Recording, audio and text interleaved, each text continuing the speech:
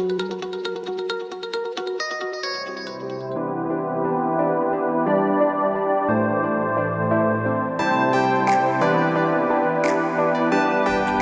Students, स्वागत है आपका हमारे यूट्यूब चैनल एडिशनल पे। तो हम आज स्टार्ट करते हैं motion of A connected bodies. ठीक है, मोशन ऑफ कनेक्टेड बॉडीज़ को हम यहाँ स्टार्ट करेंगे। तो उससे पहले एक चीज़ आपको समझना ज़रूरी है कि एक बॉडी से दूसरी बॉडी को जब मैं किसी स्ट्रिंग से कनेक्ट करता हूँ तो उसमें किस तरह से चेंज आते हैं, किस तरह से वहाँ पे अपन उसको यूज़ लेते हैं। स्ट्रिंग का हमेशा क्या टेंशन सेम होता है या डिफरेंट होता है। देखो, अगर स्ट्रिंग जैसे मान लो कोई ब्लॉक रखा हुआ है, पहले इसको समझ लेते हैं फिर इस पे आएंगे, टू कनेक्टेड बॉडीज़ पे हम आएंगे। पहले हम एक थोड़ा सा आपको बेसिक बताता हूँ, फिर उसके बाद हम इस पे आ जाएंगे। टू कनेक्टेड बॉडीज़ और थ्री कनेक्टेड बॉडीज़ यहाँ पे पढ़ेंगे। उसके बाद फिर आप कितनी भी बॉडीज़ को आप आपस में कनेक्ट करो वो आप सोल्व कर सकते हो, वो तरीका मैं बता दूंगा। पहले आप ये समझ लो कि किस तरह से टेंशन चेंज होती है। ठीक है, नीट में नॉर्मली सेम टेंशन वाले क्वेश्चन आते हैं जहाँ पे टेंशन सेम ही होती है पूरी स्ट्रिंग में। ठीक है, तो जैसे मान लो एक ब्लॉक है, ये एक स्ट्रिंग से हम क्या कर रहे हैं, इसको खींच रहे हैं। तो जितना मैं फोर्स लगा रहा हूँ उतना ही यहाँ पे क्या होगा, टेंशन होगी। ठीक है, एम मास ब्लॉक को अगर मैं खींच रहा हूँ तो यहाँ पे टेंशन क्या होगी, सेम होगी। ठीक, अगर ये सेम कब होगी टेंशन, जब हमें मास लेस और फ्रिक्शन लेस टेंशन कंसिडर करूँगा तो ये टेंशन क्या होगी, पूरी इंटायर स्ट्रिंग में सेम होगी। जितना मैं फोर्स लगा रहा हूँ उतनी यहाँ पे टेंशन जनरेट होगी। ठीक, बट मान लो एक ब्लॉक है ये एम मास का, और यहाँ पे मैंने क्या कर रखा है, इसको एक पुल्ली से यूँ ले जाके यूँ कर रखा है। ठीक, इस पुल्ली को इस तरह से बना दो आप। ठीक, इस पे मैं एफ फोर्स लगा रहा हूँ। क्या लगा रहा हूँ, एफ फोर्स यहाँ पे लगा रहा हूँ। अगर ध्यान देना, यहाँ पे समझने वाली बात यह है कि अगर इस ब्लॉक पर ये मैंने कंसिडर किया कि अगर यहाँ पे मासलेस और फ्रिक्शनलेस अगर मैंने क्या ले ली, पुल्ली ली है, देन क्या होगा, यहाँ पे टेंशन पूरे इंटायर स्ट्रिंग में सेम होगी। क्या होगी, पूरी इंटायर स्ट्रिंग में टेंशन सेम होगी नहीं होगी। ये चीज़ आपको ध्यान रखनी है। अगर इंटायर स्ट्रिंग का मतलब स्ट्रिंग अगर मासलेस और फ्रिक्शनलेस है देन पूरे इंटायर स्ट्रिंग पर टेंशन सेम होगी। ठीक है, ये चीज़ याद हो जाएगी।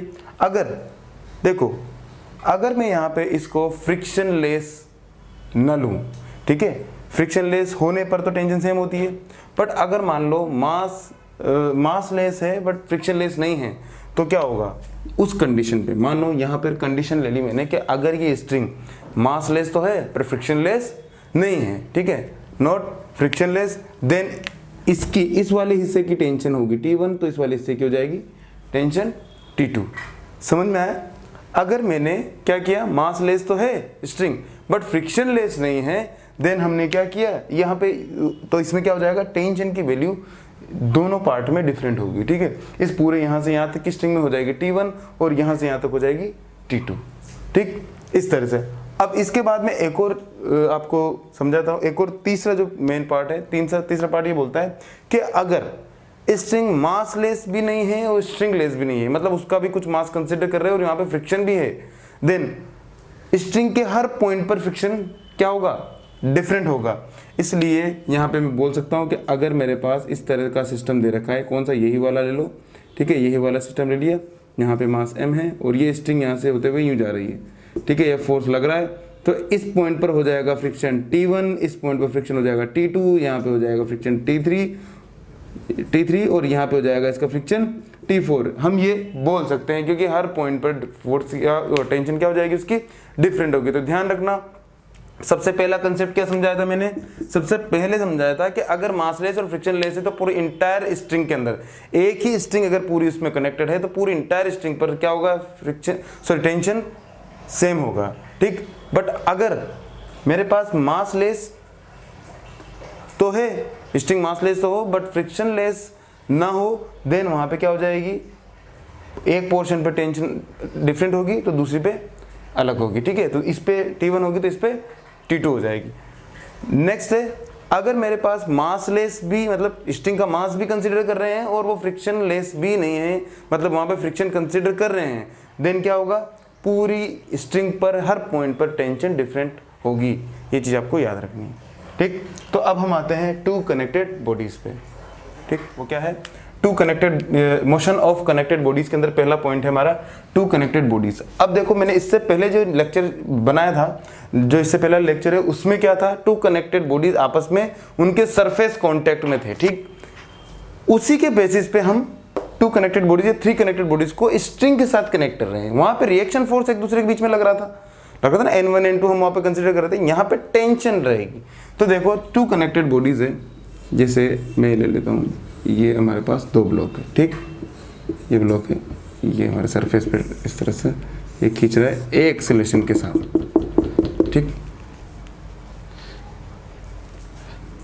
ठीक है, यहाँ पे F फोर्स लग रहा है और ये ए एक्सेलरेशन के साथ गिर जा रहा है और यहाँ पे बीच में एक रस्सी से कनेक्टेड है। ठीक, ये इसको M1 ले लो और इसको M2 ले लो। यहाँ तक डायग्राम में कोई डाउट आई थिंक नहीं होगा। बट ये रस्सी जो है, यहाँ पे हम जनरली क्या कंसीडर करते हैं, देखो नीट लेवल पे अगर आप, या नीट लेवल के ऊपर अगर हम इसको देखेंगे तो यहाँ पे जनरली हमारे जितनी भी स्ट्रिंग का कॉन्सेप्ट होगा वहाँ पे यही होगा कि मासलेस और फ्रिक्शनलेस कंसीडर करेंगे स्ट्रिंग को। तो पहले हम मासलेस पे बात करते हैं, फिर बाद में उसके ऊपर बात करेंगे। तो यहाँ पे जो स्ट्रिंग है वो मासलेस है। अब इसके बीच में लगने वाला टेंशन क्या हो जाए, मासलेस, मैंने क्या बोला था, अगर मासलेस और फ्रिक्शनलेस है तो टेंशन क्या हो जाएगा, इसका सेम रहेगा पूरी इंटायर स्ट्रिंग के अंदर, तो यहाँ पे टेंशन टी हो जाएगा। ठीक, अब यहाँ पे मोशन क्या हो रहा है, हॉरिजॉन्टल मोशन हो रहा है। मोशन कौन सा हो रहा है, हॉरिजॉन्टल मोशन हो रहा है। तो इसके हिसाब से हम यहाँ पे दोनों का क्या बनाएंगे, एफबीडी बना के दोनों की मोशंस की इक्वेशन बना लेंगे। तो पहला क्या है, पहला ब्लॉक का एफबीडी बनाओ, इसका एफबीडी बनाएंगे तो क्या आ जाएगा, ये M1 ब्लॉक है, M1 ब्लॉक है, तो M1 ब्लॉक पे कितने फोर्सेस लग रहे हैं, देखो हमने वर्टिकल मोशन नहीं हो रहा तो वर्टिकल कंपोनेंट को आप लेना ही नहीं है। ठीक, हम यहाँ पे बनाएंगे मोशन की इक्वेशन के लिए, तो ये F फोर्स इधर लग रहा है। ठीक, टेंशन किधर लग रही है, इस तरफ। जब मैं इस ब्लॉक पे देखूंगा तो इस तरह से रहेगी और उस ब्लॉक पे देखूंगा तो मेरे पास किस तरह से रहेगी, ये इस तरह से। तो ये हमेशा टेंशन आउटवर्ड हम कंसीडर करते हैं जिस ब्लॉक से टेंशन लेती है। ठीक है, एक्सेलरेशन किस तरफ हो रहा है, इस तरफ। ठीक, इसी तरह से M2 ब्लॉक का भी आप देखो, यहाँ पे M2 ब्लॉक का भी एफबीडी बना के देख लो, इसकी इक्वेशन बना लेंगे उससे। यहाँ पे क्या हो जाएगा, टेंशन इस तरह से और यहाँ पे एक्सेलरेशन इस तरफ। इसके अलावा कोई फोर्स लग रहा है कि यहाँ पे, मैंने सरफेस को फ्रिक्शनलेस कंसीडर की है। ठीक, यहाँ पे अभी तक हमने आपको फ्रिक्शन पढ़ाया नहीं है, तो फ्रिक्शन पढ़ाया नहीं, तो यहाँ पे मैं इसको यूज नहीं ले रहा हूँ। यहाँ विदाउट फ्रिक्शन यानी ये फ्रिक्शनलेस सरफेस कंसीडर कर रहे हैं। ठीक, तो M2 ब्लॉक है और ये M1 ब्लॉक है, दोनों की इक्वेशन बनाओ। मैंने क्या बताया था आपको कि जब हम एक्सेलरेशन, क्या बोल रहे हैं, एक्सेलरेशन जिस डायरेक्शन में होता है उस डायरेक्शन के फोर्स को पॉजिटिव रखते हैं, तो F minus T equal to M1A होगा, नहीं होगा, total applied force equal to MA, यही होता है मोशन की इक्वेशन। इसी तरह से इसके लिए इक्वेशन क्या बनाएंगे, इसके लिए इक्वेशन क्या हो जाएगी, आप यहाँ पे इक्वेशन बना दोगे तो ये हो जाएगा, ये इधर ही चल रहा है और ये टेंशन T है, तो T minus T equal to हो जाएगा M2 है। ठीक, ये हो जाएगा। अब यहाँ पे बताओ इसकी वैल्यू मैं इसमें पुट कर सकता हूँ ना, कर सकता हूँ। तो यहाँ पे मैं आपको ये दो इक्वेशन मैंने यहाँ पे बना ली, दोनों यहाँ पे लिख देता हूँ मैं, F minus T equal to M1A, ये पहली इक्वेशन हो गई, और यहाँ पे जाएगा T माइनस M2 है, ये सेकंड इक्वेशन हो जाएगी। अब एक काम करो ना आप, यहाँ पे या तो इसकी वैल्यू इसमें पुट कर दो तो F की वैल्यू आ जाएगी। ठीक, इसकी वैल्यू इसमें पुट कर देंगे तो कितना जाएगा, by equation first and second, तो इससे क्या हो जाएगा, यहाँ इसको या तो आप इन दोनों को ऐड कर दो, ऐड कर दोगे तो क्या जाएगा, F इक्वल टू, ठीक है, F इक्वल टू कितना जाएगा, ये एक से कैंसिल हो जाएगा, तो M1 प्लस M2 A बार आ जाएगा। ठीक, तो एक्सेलरेशन की वैल्यू कितनी जाएगी, F upon M1 plus M2। अब बताओ कुछ आपको वही सा फॉर्मूला बन रहा है जैसा मैंने पहले बना के बताया था, वही फॉर्मूला बन रहा है यहाँ पे। देखो टोटल फोर्स अपॉन टोटल मास, एक्सेलरेशन का फॉर्मूला बन रहा है। अगर कनेक्टेड बॉडी से, कनेक्टेड है स्ट्रिंग से हो या सरफेस से हो, फॉर्मूला सेम ही आएगा। ठीक, फॉर्मूला क्या आएगा, सेम ही आएगा। अब मुझे टेंशन की वैल्यू निकालनी है, तो टेंशन की वैल्यू निकालना कोई मुश्किल मुझे लग नहीं रहा है। ये क्वेश्चन नंबर 3 मान लो, इसको इक्वेशन नंबर 3 बोल देंगे। तो इसकी put this value in this equation second, तो by equation second and third, तो इन दोनों इक्वेशन से देखो आप t की वैल्यू फाइंड कर सकते हो। तो t इक्वल टू हो जाएगा m2, तो ये जाएगा m2 a की value f upon m1 plus m2। ठीक, ये हो जाएगी टेंशन की वैल्यू। इसको इक्वेशन नंबर अपन 4 बोल देंगे। आया नहीं आया समझ में? ठीक, एक्सेलरेशन हो गया, टेंशन हो गया। अब आपको फोर्स, इसको एक काम करो आप यहाँ पे इसको थर्ड इक्वेशन इसको बोल दो, फोर्थ इक्वेशन इसको जाएगी और ये फिफ्थ इक्वेशन हो जाएगी। ठीक, और यहाँ पे इसको बोल सकते हैं कौन कौन सी इक्वेशन से अपन यूज़ कर रहे हैं, सेकंड और फोर्थ। तो सेकंड और फोर्थ लिख देता हूँ यहाँ पे। ठीक, ये आपका नोट्स बन जाएंगे नोट्स।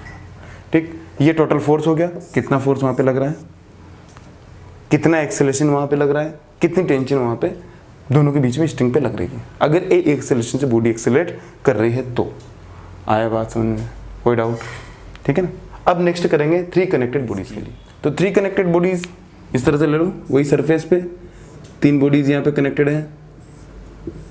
ठीक,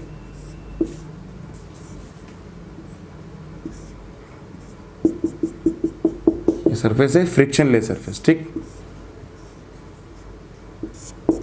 F फोर्स यहाँ पे लग रहा है, ये M1 है, ये M2 और ये M3, ये 2 स्ट्रिंग यहाँ पे है। ठीक, ए एक्सेलरेशन से बॉडी इस तरह से मूव कर रही है अगर मैं F फोर्स अप्लाई कर रहा हूँ तो। ठीक, तो सबसे पहली बात मैं यहाँ पे एक एक करके ब्लॉक बना देता हूँ। ठीक, इन सब की इक्वेशन अपन यहाँ पे बनाएंगे। ये FBD बना रहा है एक तरह से, मैं हॉरिजॉन्टल कंपोनेंट ही हम यूज़ करेंगे। तो ये F फोर्स इधर लग रहा है M1 ब्लॉक के अंदर, ये भी एक्सेलरेशन से चल रहा है, ये भी एक्सेलरेशन से M2 ब्लॉक है। इनके बीच में यहाँ पे जो टेंशन लगेगी वो T1 और इन दोनों के बीच में लगेगी वो T2। ध्यान रखना, स्ट्रिंग डिफरेंट होगी, मासलेस फ्रिक्शनलेस होगा तो टेंशन डिफरेंट होगी। ठीक, स्ट्रिंग डिफरेंट है तो टेंशन दोनों की सेम नहीं होकर डिफरेंट होगी। यहाँ T1 होगा, यहाँ पे T2 होगा, तो ये T1 कहलाएगा। इस तरह से इसका क्या हो जाएगा T2, यहाँ पे क्या हो जाएगा, सॉरी T1 हो जाएगा, यहाँ पे T1 होगा, यहाँ पे T2 और यहाँ पे T2। एक्सेलरेशन इसकी बॉडी का इधर होगा M3 का। ठीक, अब इनकी एक एक करके, ठीक है, ये फर्स्ट हो गया, ये सेकंड हो गया और ये थर्ड ब्लॉक हो गया। तीनों की एक एक करके इक्वेशन यहाँ पे बनाएंगे। कैसे? पहले की बनाओ, एक्सेलरेशन कर रहा है तो क्या हो जाएगा, F minus T1 equal to M1 है पहली इक्वेशन।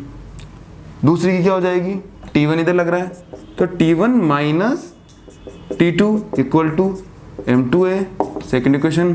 और थर्ड क्या हो जाएगी, T2 इक्वल टू M3 है, ये हो जाएगी थर्ड इक्वेशन। आया समझ?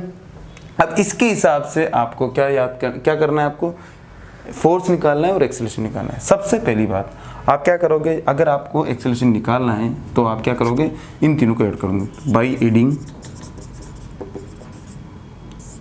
ठीक है, सबको ऐड कर दो आप, तो कुछ नहीं है, तीनों को ऐड करूंगा तो T1 से T1 कैंसिल हो जाएगा, T2 से T2 कैंसिल हो जाएगा। तो F इक्वल टू क्या आ जाएगा मेरे पास, F इक्वल टू आ जाएगा, A कॉमन आ जाएगा यहाँ से, M1 plus M2 plus M3। तो ये तो हो गया फोर्स की वैल्यू, इसको आप लिख सकते हैं इक्वेशन नंबर 4। और इसी से एक्सेलरेशन निकालोगे तो एक्सेलरेशन क्या आ जाएगा, F upon M1 plus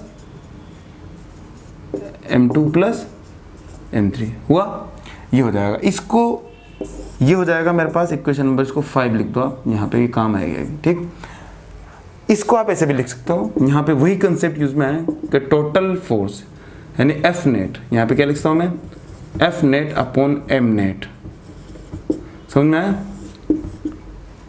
F net upon M net यानी total force upon total mass, यहाँ पे हमने ये यूज किया। अब बताओ मैं इस वाली इक्वेशन से किसकी वैल्यू पहले फाइंड कर सकता हूँ, तो डायरेक्टली T2 तो वैल्यू आ रही है ना, T2 की वैल्यू यहाँ पे फाइंड कर सकते हैं। तो T2 कितना हो जाएगा, बाय इक्वेशन 5th एंड 3। ठीक, तो T2 की वैल्यू कितनी हो जाएगी मेरे पास, T2 की वैल्यू हो जाएगी T2 equal to M3A। M3 की वैल्यू कितनी है, M3 तो यहाँ है, M3A, A की वैल्यू कितनी मेरे पास, F upon M1 plus M2 plus M3। ये किसकी वैल्यू हो गई मेरे पास, T2 की वैल्यू आया नहीं है। ठीक, अब यहाँ पे एक चीज़ यहाँ पे मेरे पास नहीं है, मैं ये यहाँ तक राइट डाउन कर लो आप, पॉज करके जितना है उतना आप लिख लें। ठीक, इसके बाद मैं ये वाला हिस्सा हटाऊँ। ठीक, इसके बाद मैं निकालूंगा, देखो मेरे पास T2 की वैल्यू आ गई, A की वैल्यू आ गई, टोटल फोर्स की वैल्यू आ गई, इसको भी मैं मार्क कर देता हूँ। ठीक, अब मुझे निकालना है T1 की वैल्यू। अब बताओ T1 का सबसे सस्ता तरीका, एक तरीका है कि आप T1 को T2 को उधर ले जाकर इसको सॉल्व कर लो, या T1 की वैल्यू से इससे निकाल लो। तो जो मेरे पास T1 भी निकालना आसान है, T1 भी निकाल लो यहाँ से।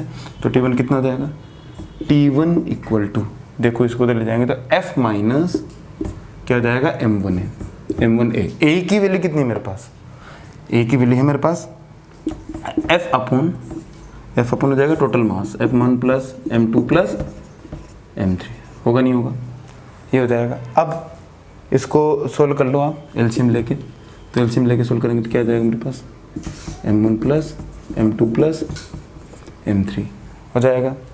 यहाँ पे एक काम करो आप, F तो पहले से कॉमन ले लो और ये पूरा इससे मल्टीप्लाई हो जाएगा, तो ये हो जाएगा यहाँ पे M1 plus M2 plus M3 minus M1, होगा नहीं होगा, M1 से M1 गया तो T1 की वैल्यू आ जाएगी मेरे पास। T1 के लिए क्या आ जाएगी, F M2 plus M3 upon total मास, M1 plus M2 plus M3। ठीक, ये चीज़ समझ में आई नहीं, बहुत इजी है। हमने क्या किया, देखो हमने यहाँ पे किया क्या, हमने पहले फोर्स की वैल्यू निकाल ली, फिर इससे एक्सेलरेशन की वैल्यू, एक ही फॉर्मूले से एक्सेलरेशन आ गया, इसके बाद इसकी वैल्यू थर्ड इक्वेशन में पुट की तो मेरे पास T2 आ गया। अब मैंने क्या किया, T1 की वैल्यू निकालने के लिए इक्वेशन फर्स्ट, आप ये पहले भी कर सकते हो। ठीक, तो यहाँ से T1 की वैल्यू, मैं T1 को उधर ले जाऊँगा, इसको उधर लाऊंगा तो F माइनस M1A बचे, बनेगा नहीं बनेगा, F माइनस M1A की जगह मैंने यहाँ पे क्या लिख दिया, ये A की वैल्यू है एक्सेलरेशन की, तो ये वैल्यू पुट करने के बाद मैंने एलसीएम ये F कॉमन ले लिया और यहाँ पे इसको एलसीएम लेके सोल्व करोगे तो M1 से M1 कैंसिल हो जाएगा, मेरे पास M2 प्लस M3 यहाँ पे आ जाएगा, तो F into M2 plus M3 upon M1 plus M2 plus M3 ये आ जाएगा। ठीक है ना, तो मेरे पास ये T1 T2 की वैल्यू यहाँ पे हमने फाइंड कर लिया, किसके लिए, 3 कनेक्टेड बॉडीज के लिए। इस तरह से अगर क्वेश्चन आता है और 3 की जगह 4 bodies they they, 5 bodies they दे, तो आपको एक एक करके आप इक्वेशन आगे बढ़ाते जाओ। जब आपको टोटल एक्सेलरेशन निकालना है, सब इक्वेशन को ऐड कर देना, तो टोटल आपको एक्सेलरेशन आ जाएगा, उससे आप फोर्स भी निकाल सकते हो। और इस तरह से कनेक्टेड बॉडीज का हो तो डायरेक्टली आप एक्सेलरेशन का क्या फॉर्मूला बनाओगे, total force upon total mass आ जाएगा, एक्सेलरेशन इस तरह से निकाल सकते हो। और एफ की वैल्यू जो होगी MA होगी, MA का मतलब क्या आ जाएगा, मास इंटू एक्सेलरेशन, यहाँ पे फोर्स की वैल्यू आ जाएगी। ठीक, तो टोटल मास वहाँ पे अपन यूज़ कर लेंगे।